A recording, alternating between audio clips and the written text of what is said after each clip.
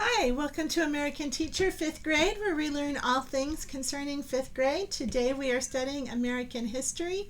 Actually, we're reviewing our American history that we have been studying from our Chapter 8 review.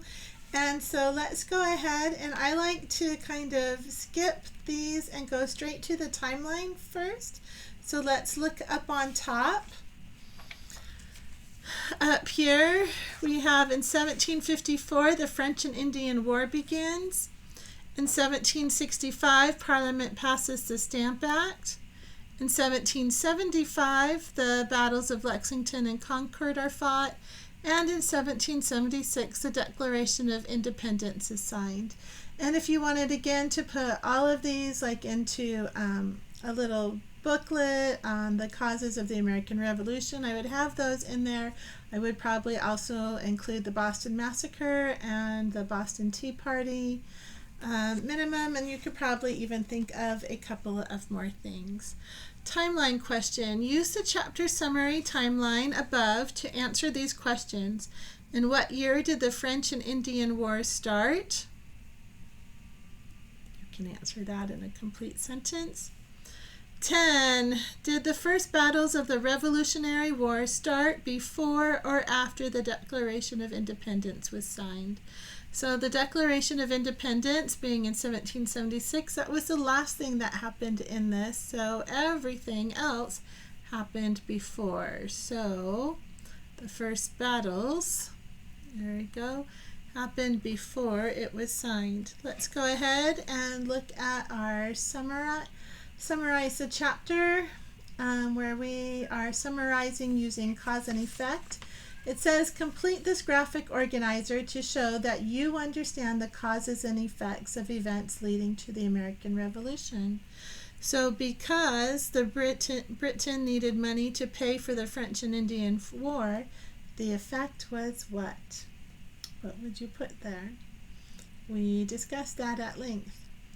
Here we have Congress approves. What caused Congress to approve the Declaration of Independence? Go. What caused that? All right, let's check out the words in our word bank for our vocabulary terms. We have alliance, budget, representation, treason, boycott, petition, revolution, and independence. Number 1. To refuse to buy.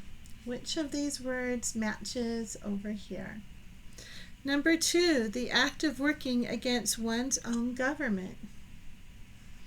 Number 3, a sudden change of government. Number 4, a plan for spending money. 5, the act of speaking or acting for someone else. And 6, freedom to govern on one's own. 7, a formal agreement among groups or individuals. And 8, a signed request.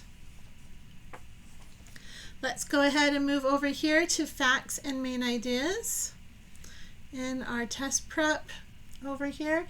And you know, I was just kind of thinking about it. Maybe you already know all of this. Maybe you should start with the reviews, and then you're like, oh, if you don't know an answer, go and research that. And that might be a little bit quicker for you.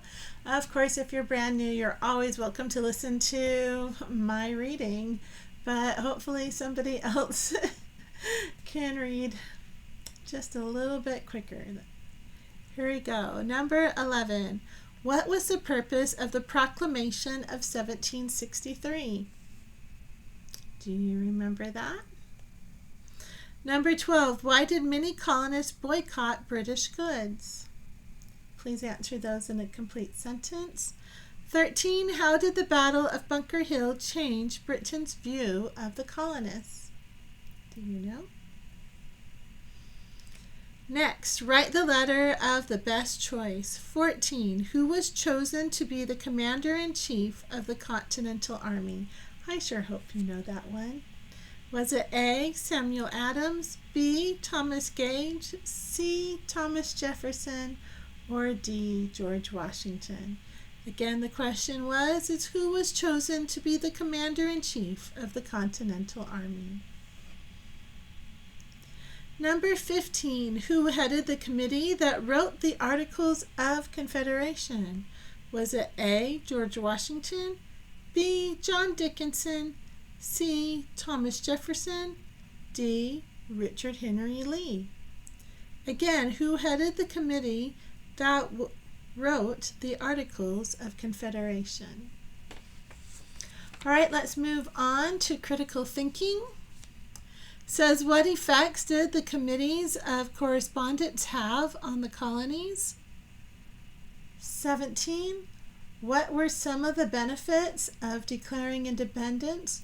What were some of the costs? Ooh, a cost-benefit analysis. That's a good thing to know how to do.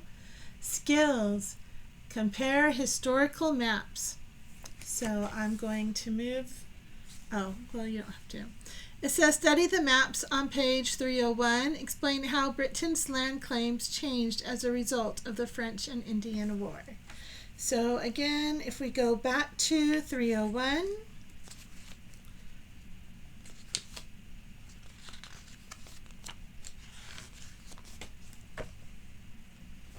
There it is.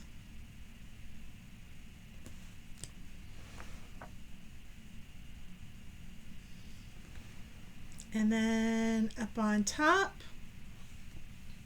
it says study the maps on page, we just did that one, 19. Draw a chart like the one on page 333 to show the causes and effects of the French and Indian War. And again, we just did that the other day in the other video, so if you want to do that.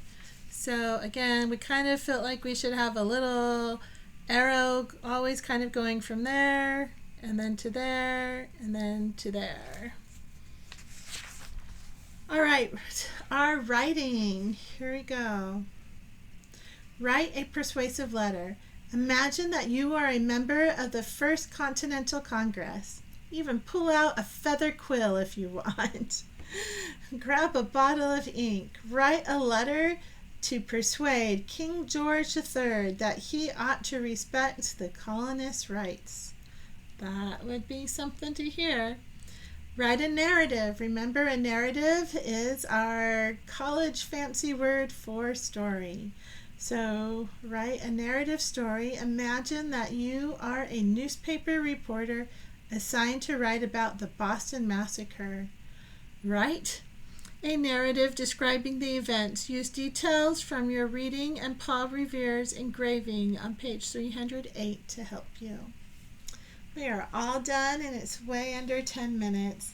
Thank you so much for sticking with me, and just keep improving your self-discipline. Your self-reliance will improve. Your self-respect will improve.